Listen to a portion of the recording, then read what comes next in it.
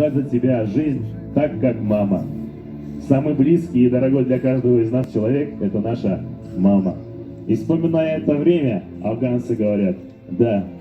Офицерам, матерей пожалевших, возвратив им обратно живых сыновей.